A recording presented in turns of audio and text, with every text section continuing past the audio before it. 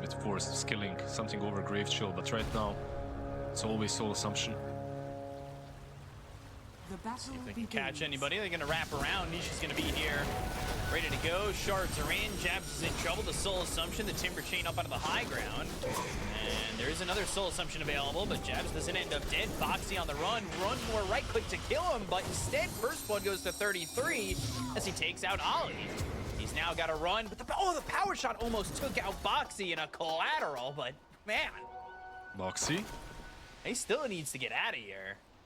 Yeah, cute. He does have that Acorn shot, but yeah, it wasn't that easy to use it this time around. Uh-oh.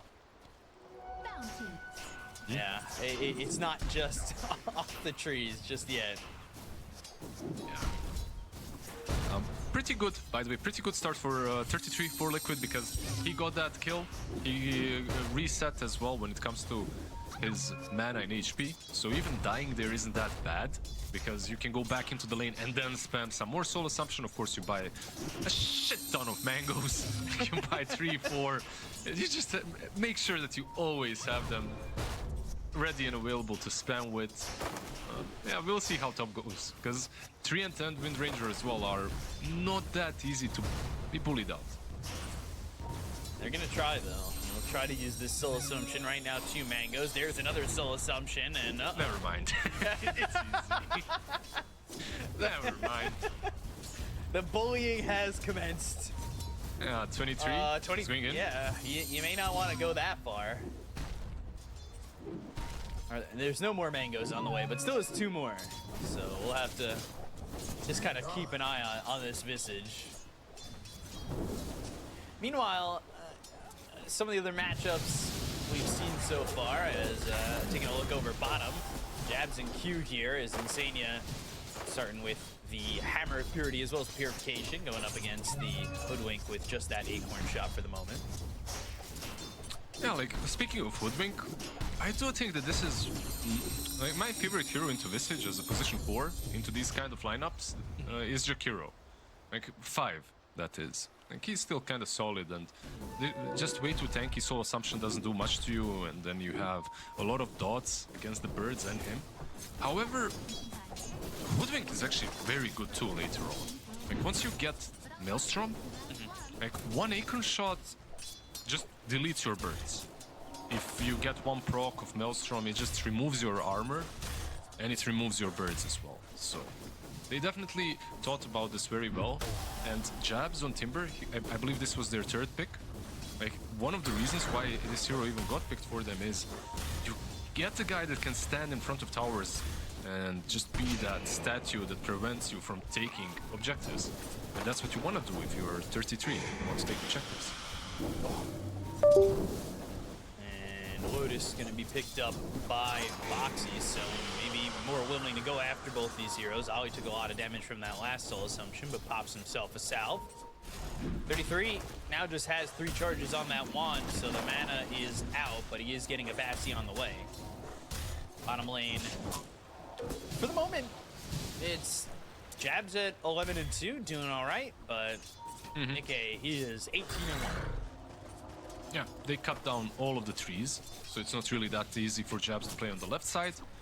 And Nikkei, you know, just free farming. This is what I usually see on every Morphling in my games right now. And that's what you see with any carry right now with Omni Knight in the lane. You just get healed too much.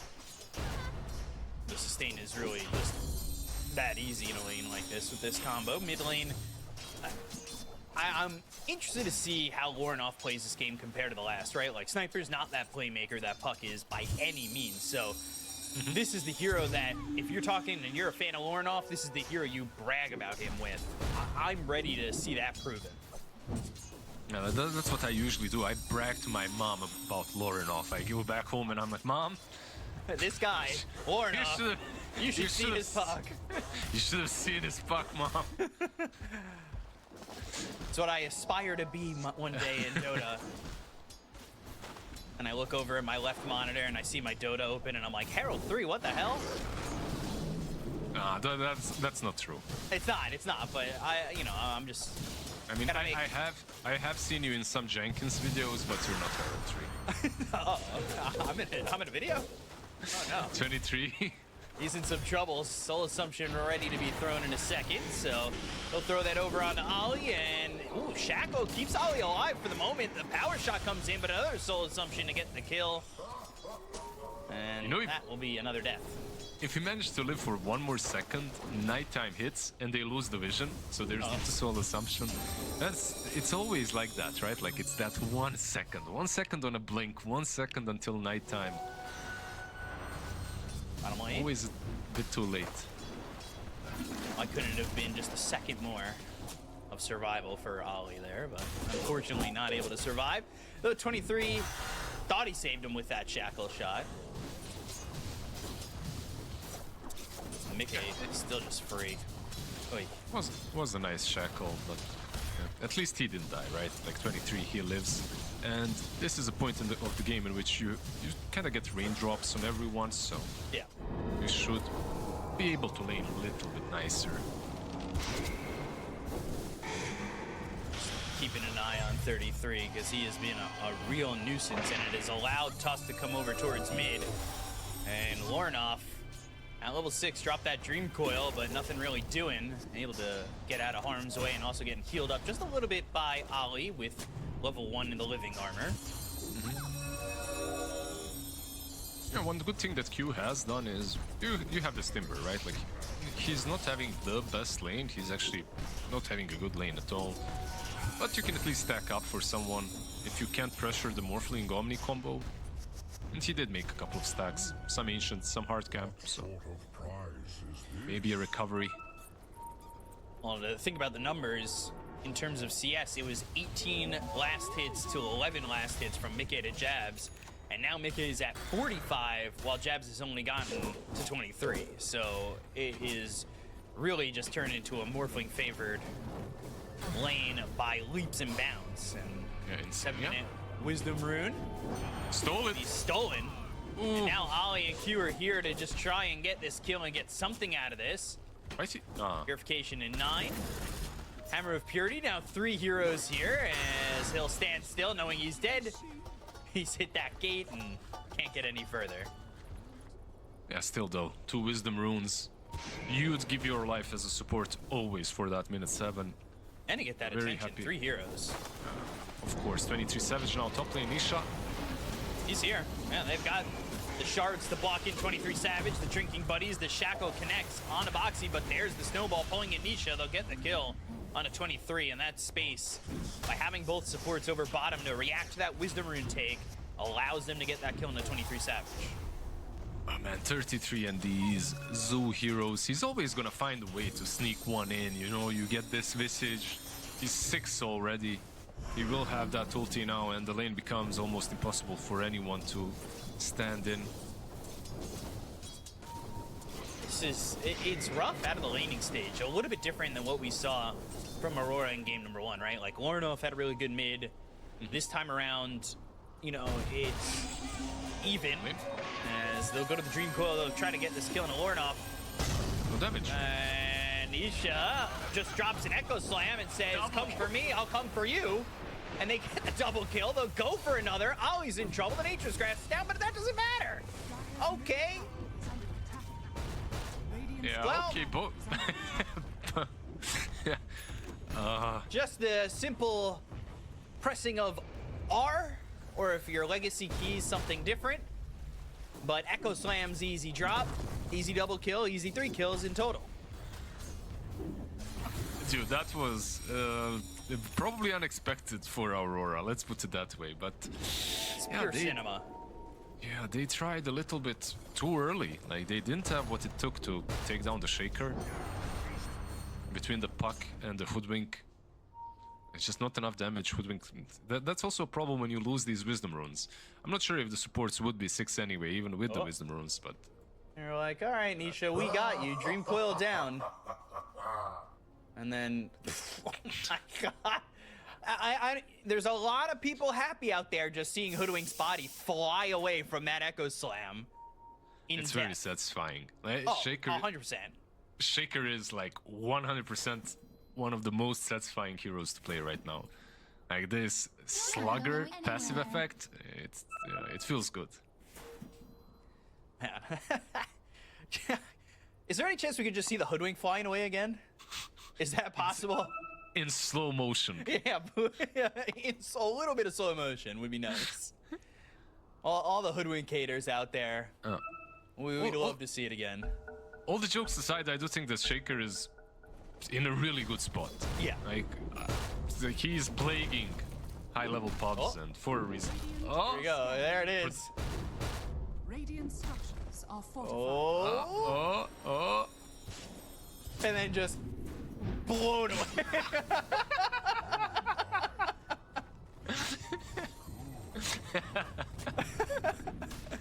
Oh.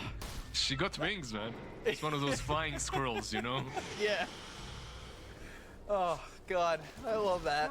Are scanning. Thank you, production. You guys are great. Yeah, like you attempt to salvage your game by going on this Shaker, and now what I expected from them is maybe to go on Visage, because they do have a lot of dots, and if Visage is, you know, maybe out of position trying to push top a little bit too hard, you can punish that, but soon it's gonna be too late. Like, he's almost completed the Solar Crest. Oh boy. Okay, still here, bottom. Just free to do it, whatever they want. Maybe even looking to get a kill here. You've got Insania and Boxy level 6. If anybody shows up from Aurora and comes out a little bit too far, snowball in, a little drinking buddies action, and a walrus punch with the backup and health of a Insania with purification. You're pretty much dead. Yeah, gotta be careful when it comes to that lane. When it comes to another lane, the guy that just got a double kill, that sent Hoodwink flying, he's got Blink, 20 gold away. Like, your Shaker, minute 10, has Power Threads Blink. The map is completely open now, and you can basically set the Visage on this path of taking one tower after another, with just Nisha being nearby. Aurora only has 2 kills right now. Their reactions to or movements really being gonna made. echo? Yeah, he's gonna echo. All right. Stacks taken. Stacks successfully echoed. Never mind. I have a blink, guys, but you have to wait now 2 minutes. Yeah. Is that the most efficient way to take stacks? It's the fastest one I've ever seen, for sure. All the camps just disappeared. I'm gonna look towards the top tier 1. And Lornoff actually gonna see Nisha. The 23 staying here. They're not afraid at the moment. I see you, Nisha. I see. Well, good shards. Still leashed up, but there's the sharpshooter, the waning rift, and Lornoff's got a kill. Finally getting something out of that, but they do end up losing that top tier 1. It is a 4,000 net worth lead for the side of Team Liquid as Nisha now picks up a shield rune. Not going to be an easy kill by any means if they do go for him.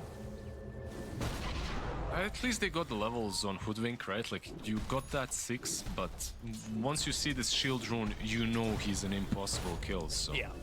And this defense of the tier 1 tower mid lane might be impossible as well. Like, your teammates are just not ready. So, they go from top to mid, they take both tier 1 towers. Nisha on his way to an Ags, and the entire time that they're moving around, Aurora is reacting, and this has just left a Morphling free down bottom. Has a Yasha, has a Vlad's, going into a Manta, just not touched at all, and now, Fissure just off the mark. But still gonna get all this farm up towards the top lane.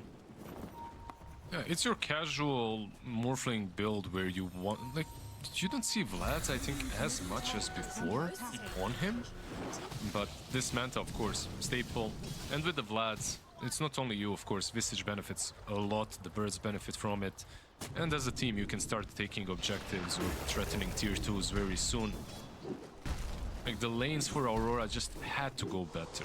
That's the issue. Like, right now, like, it's 7-3, only 10 kills in the game.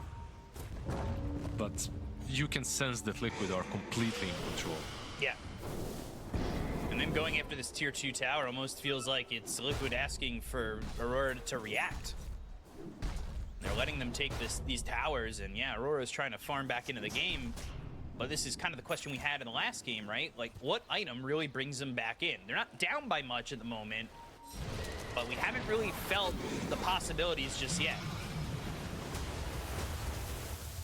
Yeah, I wouldn't say there's a certain singular item at the moment. They just all need farm. Yeah. You know, they all need to get some levels. Like, your problem is Oli didn't even have level 6, you know, up to this point. They've got the scan. Oh boy.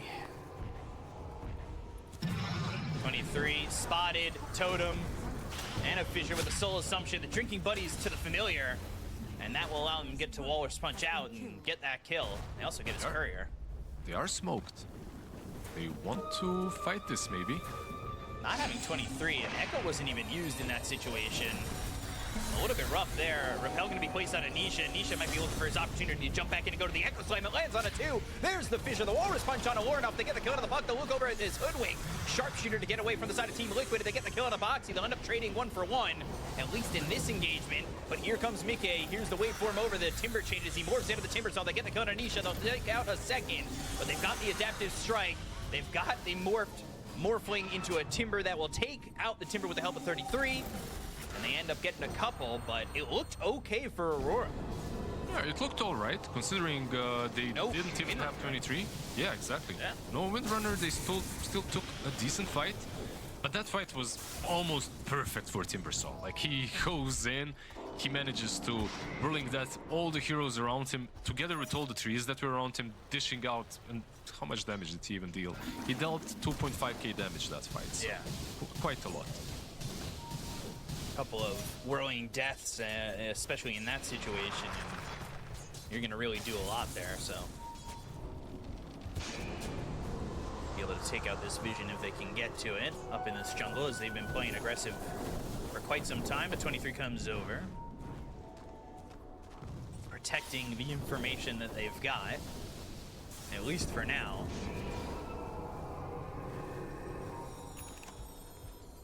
Just keeping an eye as Jab's hoping to get into this Crimson Guard. He's got Arcane Boots, the Kaya ready.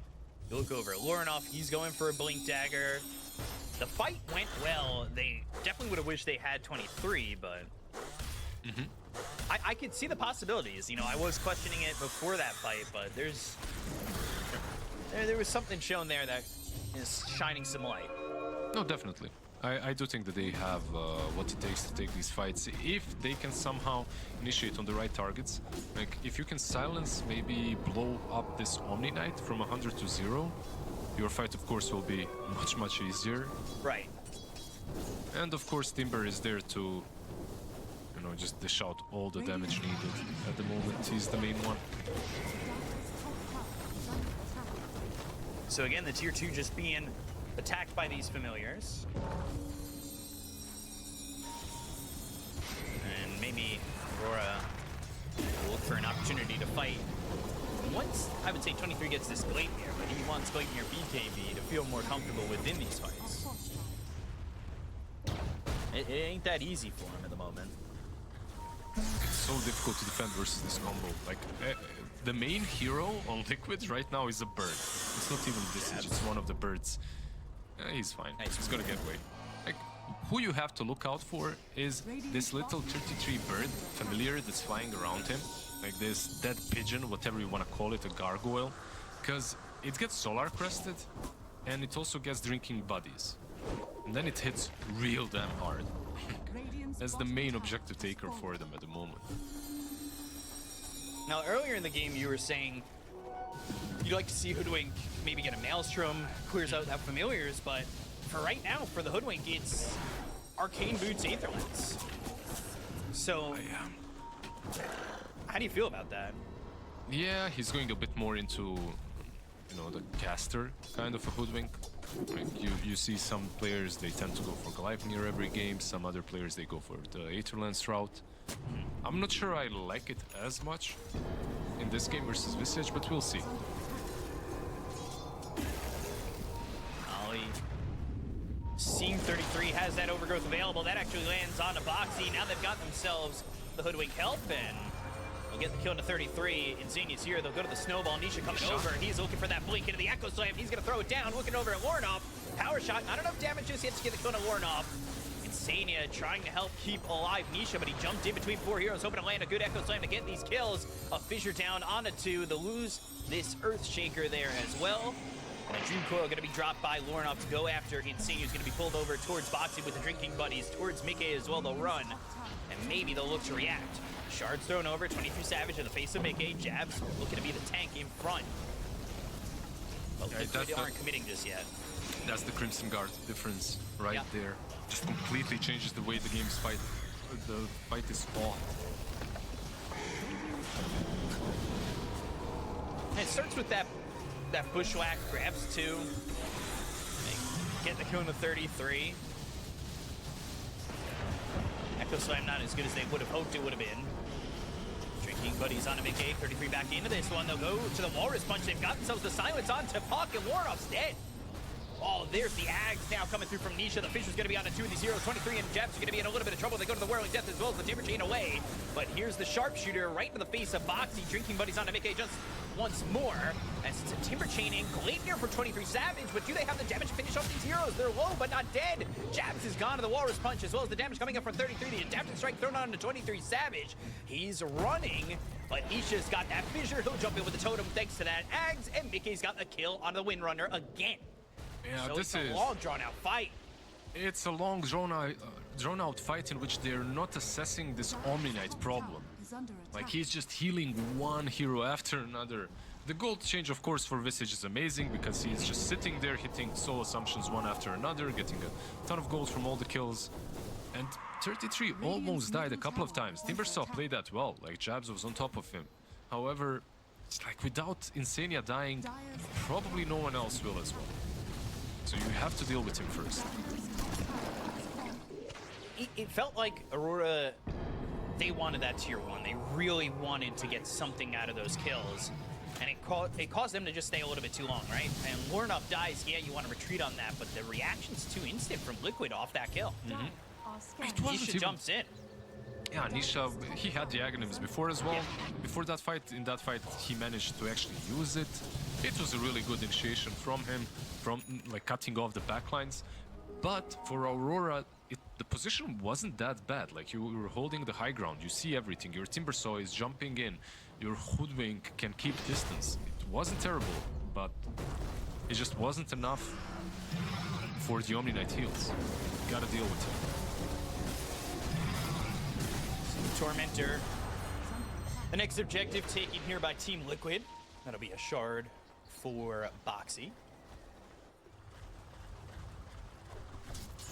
They're up 9,000 net worth, but again, this game more so than the last, 9,000 net worth, it does feel like Aurora still have a puncher's chance. And the fights have been close, but when they're on Liquid's terms, it feels so much more one-sided. Yeah, they definitely have this chance. All comes down to how they execute these team fights. Like you mentioned, the Shaker and his Aghanims, well, the BKBs are slowly but surely going to be there. No, not surely, most likely they will be there for Aurora. 23 Savage's pathway to his. Where it's going to become a little bit easier for him to just pop his ulti and go in front. Right. And without having this BKB for 23, they kind of have to concede this Roche. Fighting into it just seems like it'll put you too far behind if you lose that fight. And it'll delay the BKB even longer. Radiant's middle tower is under attack. Yeah, most likely one of those that you don't want to take. It's like this stock standard game where you're playing into Omni or Visage. If they have a good start, which they usually do, you are probably letting them take that first rush. Just can't contest it. One objective after another just builds up that net worth lead.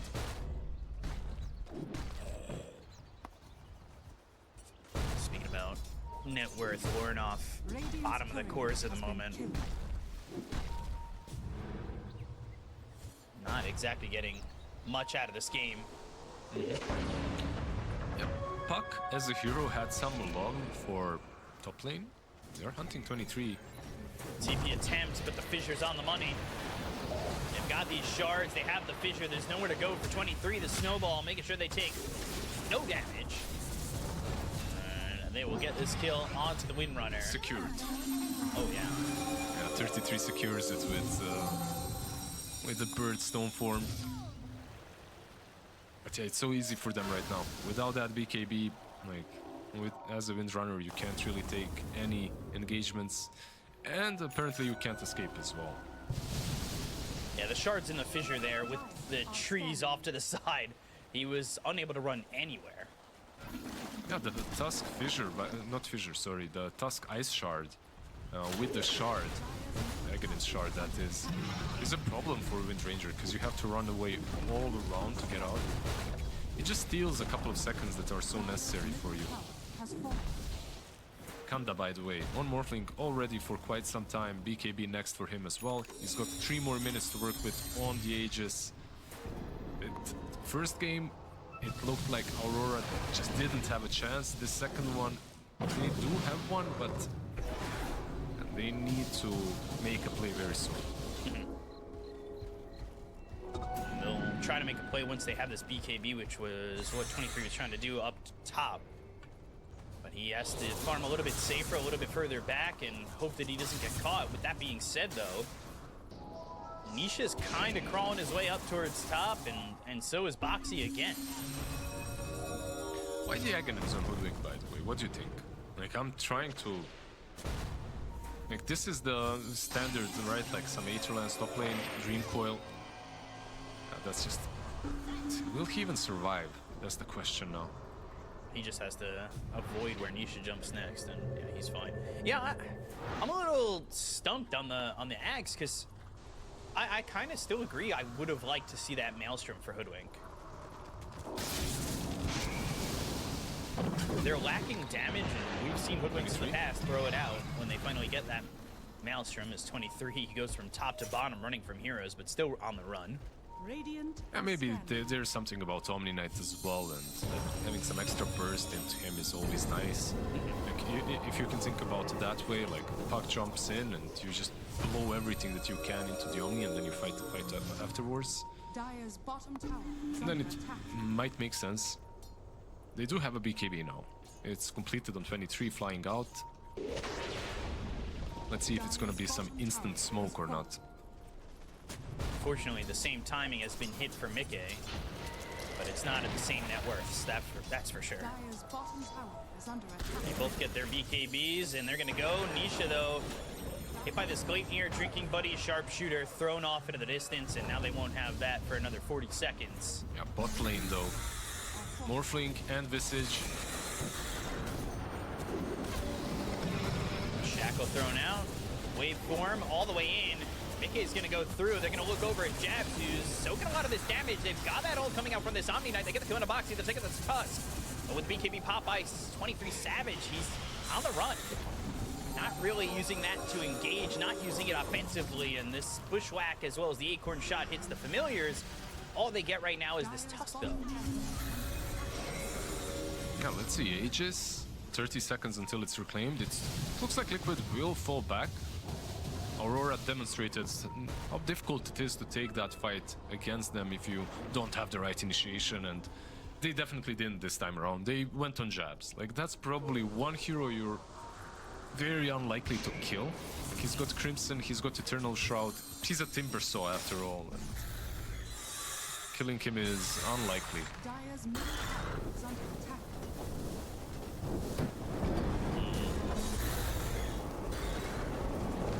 Trying to defend these buildings. Bushwhack, Sharpshooter coming through. Now they're in, but Mickey's here. Waveform forward, looking over at Jabs again. Timber Chain all the way back. Gleipnir. It connects on the Mickey, but is he the one you want? He lost the bird, and he lost the second one. Keep in mind, he doesn't have ulti anymore. He already resummoned them once. This will probably be an opportunity for Aurora. Okay, you lost the range racks, but maybe this is a smoke. Maybe this is a good time to smoke. with the vision that they had and the info that was there for them on Nisha, I thought they were going to go that direction, but they kind of just walk out for free. Dire are scanning. They do have some good deep wards. The vision and info is there for Aurora, at least in some ways, which when you're locked into your base like this is usually not the case, right? Like, they've got 4 wards that are in some pretty decent positions. Yeah, They're gonna run out soon. Yeah, exactly. Like, they're very old wards that are like back from the past when they actually had a say in this game and they were on the map. Yeah. Even though it's honestly not that bad right now, only top lane. Nisha Yeah. might be in some trouble. Shackle connects. Gotta try and get this kill. Sharpshooter is there. They've got the root. The fissure lands, and now he's gonna be able to get the overgrowth out. They were waiting for that BKB. The Echo Slam's gonna be committed the damage on Ollie, and now they've got the help from Insania, who comes through. Silence up thanks to the waning rift, but do they have the damage to get the kill on Anisha as well as Insania on this Omni Knight? They're still chasing Nisha. The only one really chasing is Ollie. They get the kill on Insania. They'll at least get themselves the Omni Knight. They'll look over at Boxy's gonna drinking buddies over to the familiar, but not gonna get himself far enough away from the side of Aurora. And they've got 2. But the one that they really wanted slips out of their hands. So I think you're still very happy with this. Like, he popped his BKB, you killed the 2 supports. I really think you're happy with what just happened. You also demonstrated how strong your Timbersaw is. Jabs, of course, he got that double damage. He dealt the most. He got the double kill and he dealt the most damage in the fight.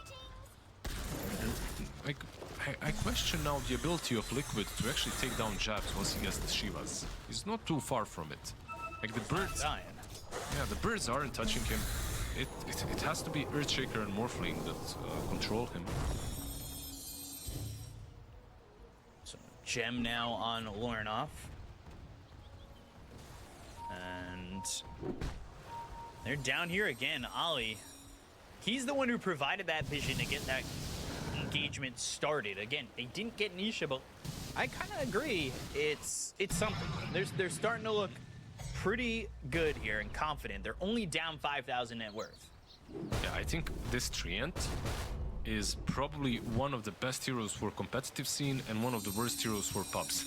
Like, you can set up so many things with Blink Shard if your team can understand how to play around you, which isn't really that easy to recreate. Just to be in the right position where you know someone is going to farm and then your teammates also connect. When you're behind, it's really difficult to do. Oh, he's got this Blink Dagger, so he's able to position himself well for the overgrowth.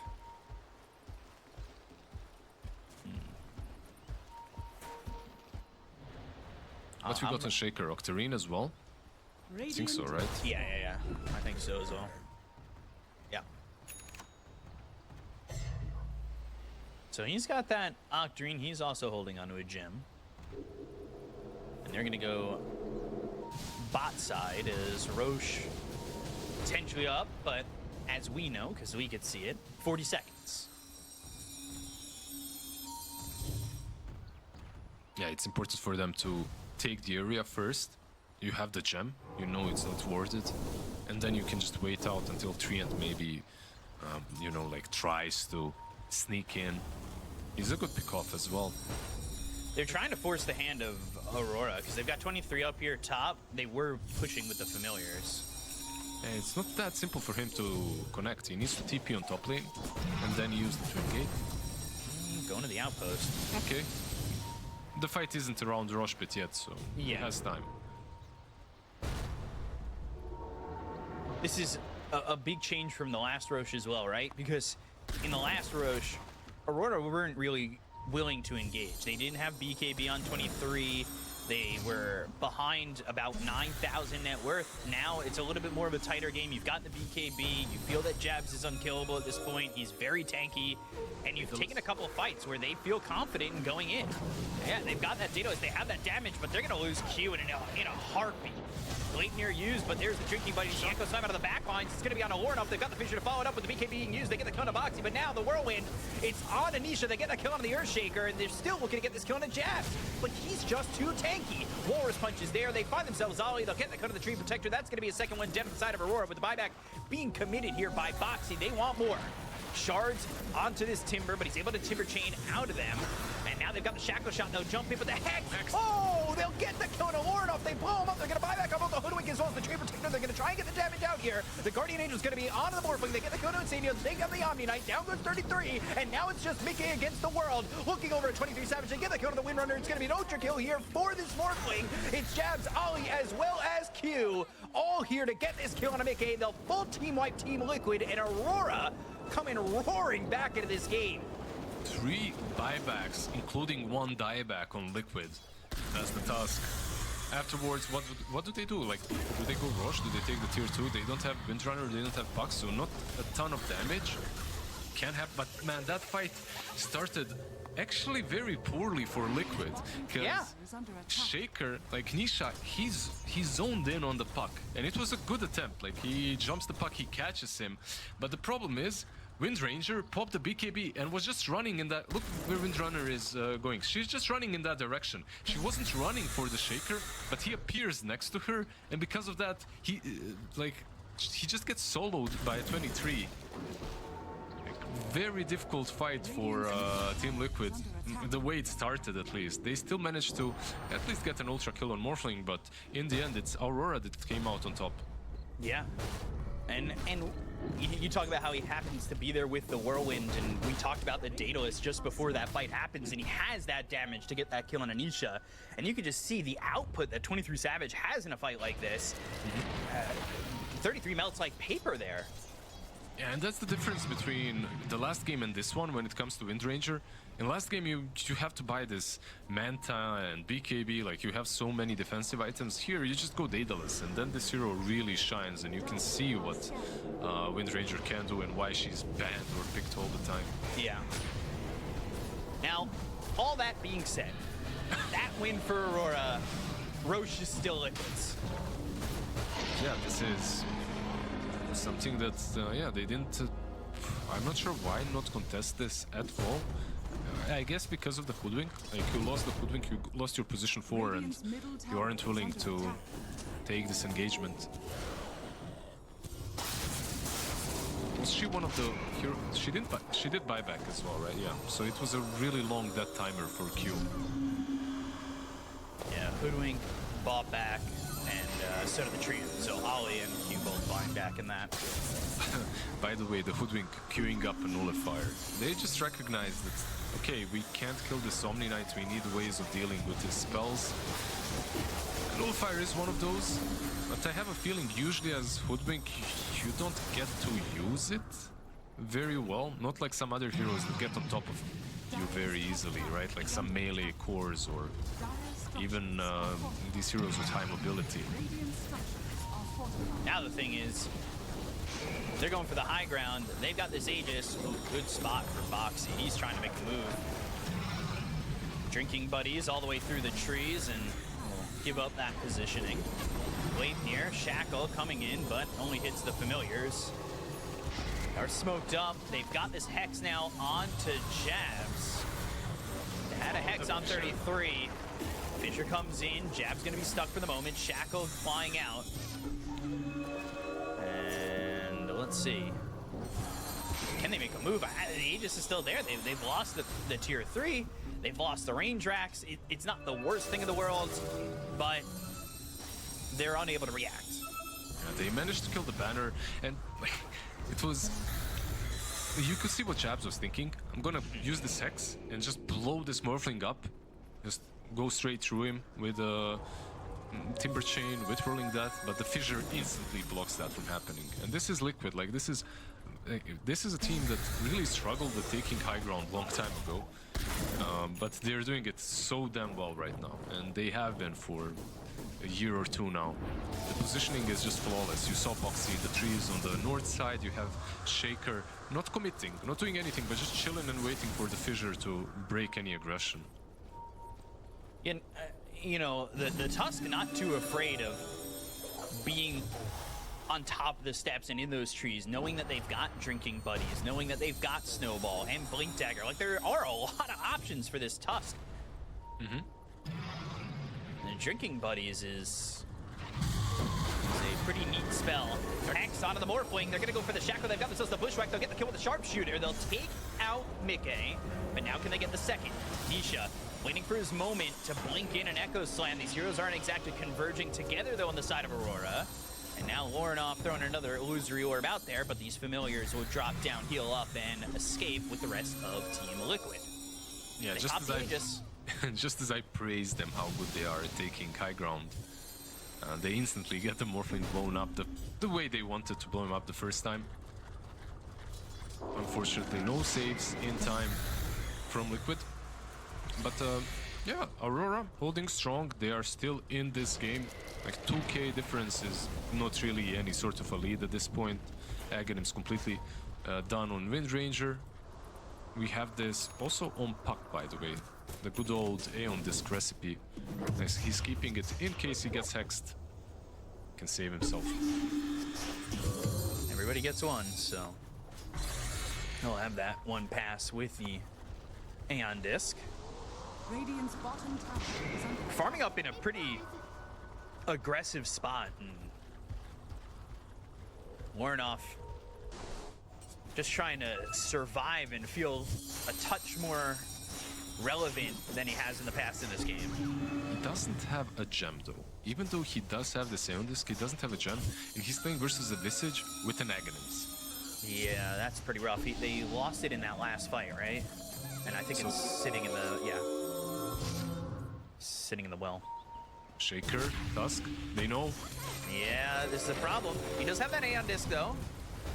Whether or not he puts it together or needs to is the question, and he's keeping it locked. So Lorinoff just gonna lose the orb and get away. Yeah, Getting closer and closer to 25 too, with that Dream Coil Pierce's debuff immunity. Yeah, he doesn't need to use the Aeon Disc unless they commit completely on him. So they didn't catch him. It was fine. He got away. Also, he used so many orbs. Like this Octarine core is very annoying. He's just constantly using orbs to scout. Like you can see him farming with it, but also sending it in directions where he's at least thinks there's a chance that they come from. Interesting. Look at Lorinoff and the deep dive into his mind, but now Echo committed, still just keeping the Aeon Disc, not combined just yet. But there's the Hex, there's the Aeon Disc. It's gonna be combined, but they still kill him. Yeah, like they had enough. It was literally all heroes hunting that poor Puck. Like he was farming in very, very aggressive positions for way too long. Yeah. Got punished for it. Dire are But that's scanning. something that you have to do as Puck at this point in the game, at this stage, and that's the way you buy time for your teammates. We'll say, unfortunately, that kill comes close to the base, and it might force the buyback of the Puck, but Aeon Disc is used there, and that you purchase that item specifically for a moment like that, and it doesn't work out. It's always difficult when the lanes are pushing in and you die like that. Like, do you buy back now? Because these are megas. You're gonna have to. Yeah, are you willing to go up against Megas, or are you willing to wait? 40 seconds, though, and they're going to TP back 23, who will power shot. They're going to have to try and clean up. They don't have Echo Slam. They are going to buy back here. They'll go to the Drinking Buddies. They've got themselves Nisha with the BKB popping that fissure onto both Q as well as Ollie. They jump in. They've got the Hex. Look at this. Do it again. A ward off. His buyback symbol's not even gone yet. Totem forward. They go to the Guardian Angel. They've got the break onto the Morphling, but it's not going to matter. Jabs onto the low ground. Now they're going to focus their attention onto this Timber. They go to the Echo Slam. They're going to have the Refresher. They've got the Walrus Punch on a Jab. They'll get a kill. He's got buyback. Dead for 90 seconds. He's going to be forced to use it. That's what he'll do. Ollie's got his as well. Man, this is a huge issue for the side of Aurora, who had brought the game all the way back from 9,000 down to 2,000, and it's back on up as they're looking to get mega creeps. They do not have Lorinoff. They're going to go in. They've got the Whirlwind, but now they've got the jump forward with this Snowball. They get the kill to Mickey. They'll take the Morphling. He's going to buy back. The Sharpshooter lands on a 33. They've got the Shards as well as the Soul Assumption. There's the Shackle, the Totem. The Echo Slam's going to be a whip. Oh, no. Is it Nisha in trouble, or is it the side of Aurora? Because they lose 23. They'll lose Ollie. And this is looking like a full team wipe in the making for the side of Team Liquid, and a 2-0 victory if they can just clean up the rest. They don't have buyback. They get the kill to Q. They'll look over at Jabs, who gets back into the base. And the side of Liquid just clean up. There is nothing that the side of Aurora can do. GG is called. Liquid take the 2-0 as they fight on back, take the high ground, complete the team wipe. Yep, they do. And Liquid close it up. Yeah, it's a rough one. You know, like you're playing this puck, you're you're having a rough game maybe at the beginning, but you claw the game back into your hands, and then you start farming this aggressively, this behind enemy lines, which was good. Like he did it so well, and then bam, you die twice in 1 minute, and the game is basically over off of that. Like Yeah. he didn't have Aeon Disc, and I don't think he tracked all the stuns, all